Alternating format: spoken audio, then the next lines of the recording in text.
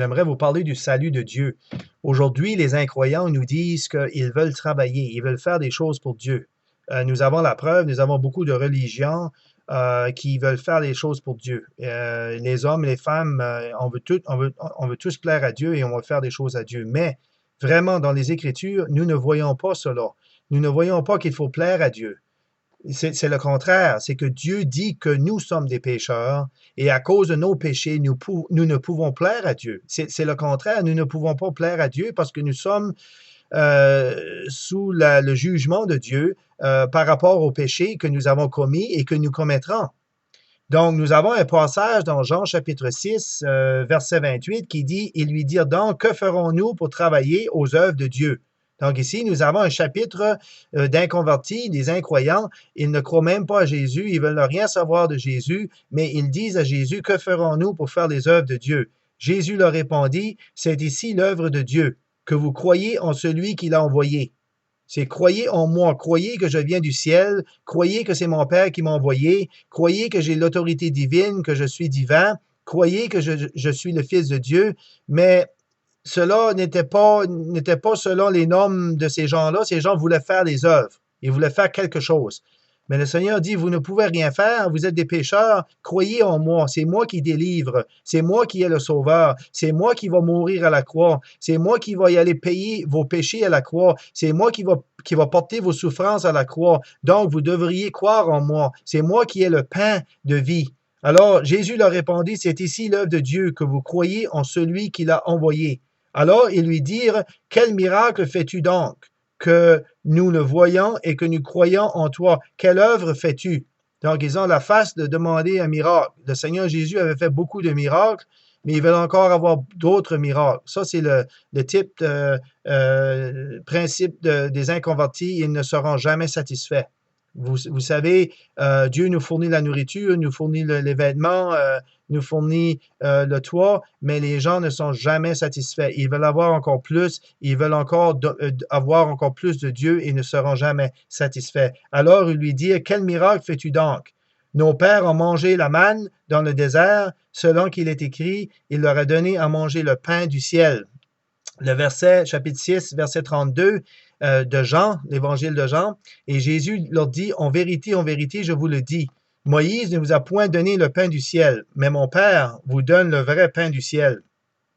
Car le pain de Dieu est celui qui est descendu du ciel et qui donne la vie au monde. Donc, est-ce que vous voulez avoir la vie? Est-ce que vous pensez que vous êtes un pécheur? Est-ce que vous pensez que vos péchés vous condamnent et que la réalité, c'est que vous faisiez face à l'enfer, vous faisiez face à l'étang de feu, au jugement qui vient. Est-ce que vous pensez que vous êtes rouge dans le sens que Dieu vous regarde et qu'il voit vos péchés comme rouge, comme l'écarlate, et que le péché doit être jugé? Ou vous pensez le contraire, que vous êtes une bonne personne et vous croyez que vous n'avez pas besoin d'un sauveur? La parole nous dit dans Romains chapitre 3, verset 23, car tous ont péché et sont privés de la gloire de Dieu.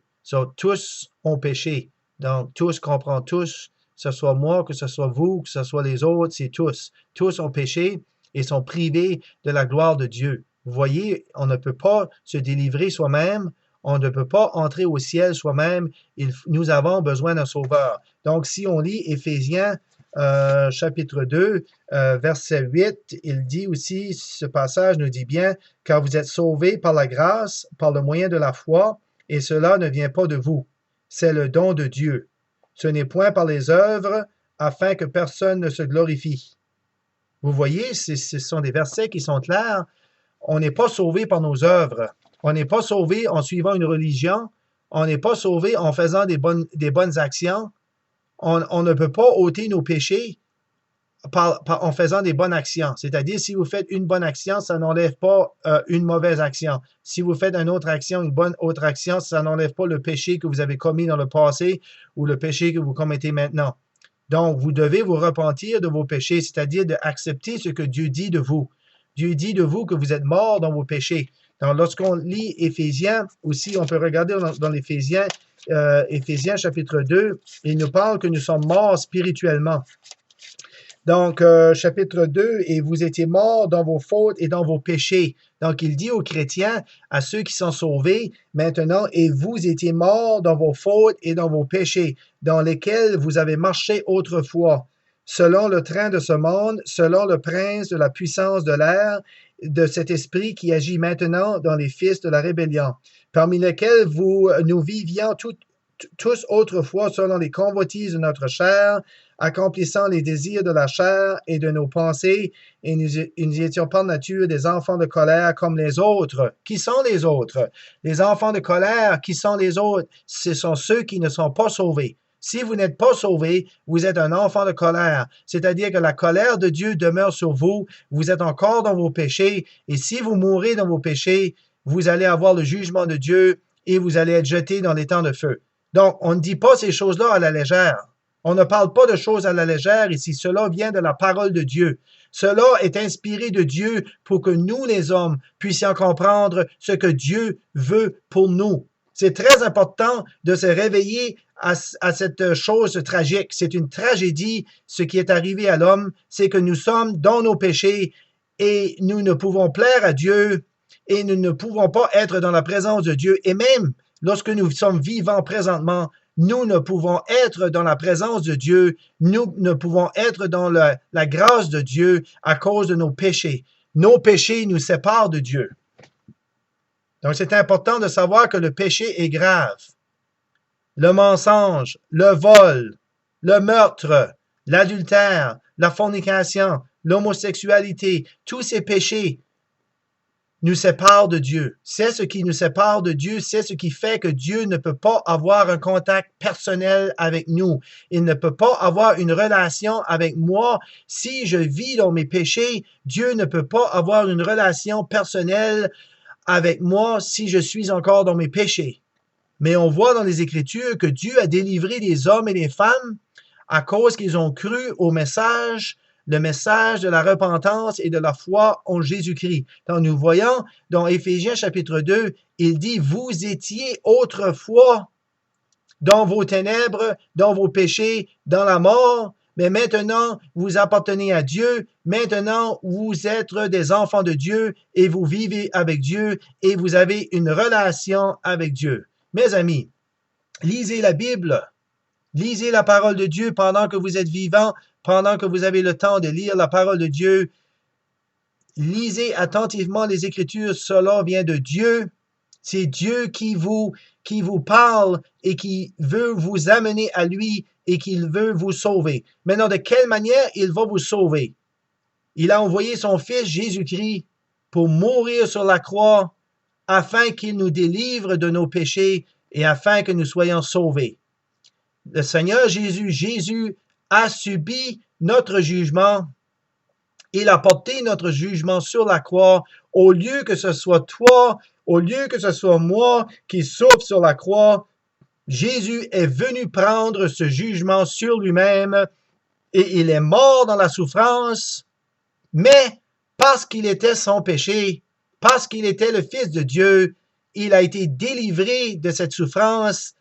Il a été justifié par la résurrection et maintenant parce qu'il est victorieux dans la mort et dans la résurrection et qu'il a supporté les péchés du monde, il est victorieux dans la résurrection. Maintenant, il peut nous appeler à lui afin que nous puissions avoir un sauveur et un sauveur éternel.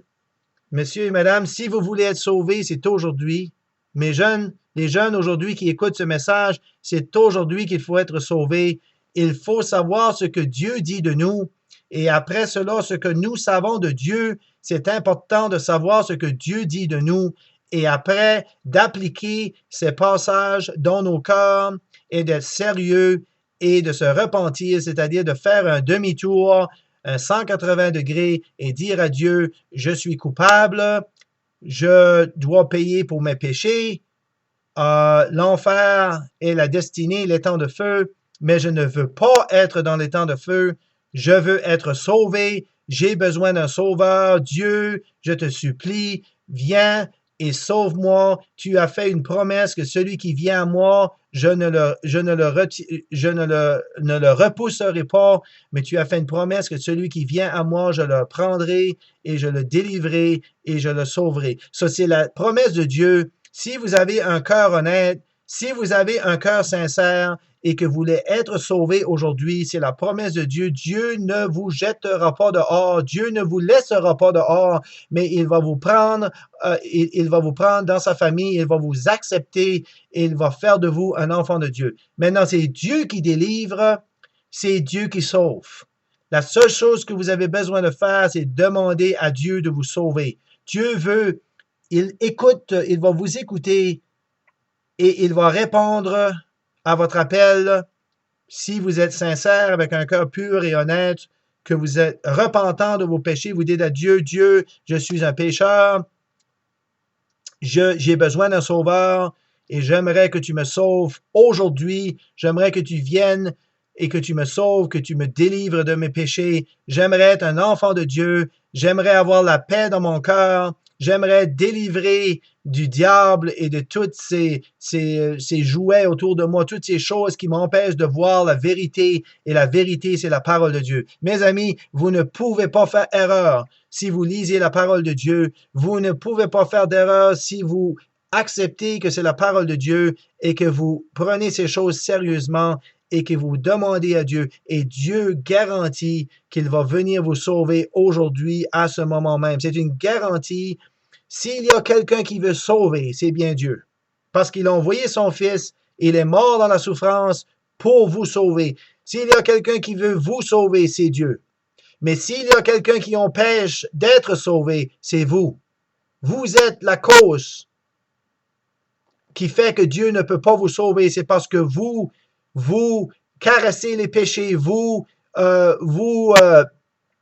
plaisez dans vos péchés et dans les ténèbres de ce monde. Et aussi longtemps que vous trouvez le plaisir du péché et que vous continuez dans ce plaisir de péché, aussi longtemps que vous restez dans les ténèbres, Dieu ne peut rien faire pour toi. Dieu ne peut pas te sauver. Il faut que tu viennes à Dieu repentant de ce que tu es. Il faut que tu viennes à Dieu en accord avec Dieu afin que Dieu puisse te sauver. Oui, monsieur, il y a quelque chose à faire. S'il y a quelque chose à faire, il faut que tu viennes en accord avec Dieu, en accord avec la parole de Dieu. Et là, à ce moment, le moment que tu viennes en accord avec Dieu, c'est à ce moment-là que Dieu va te sauver. Et c'est une promesse dans les Écritures. Que Dieu bénisse sa parole. Amen.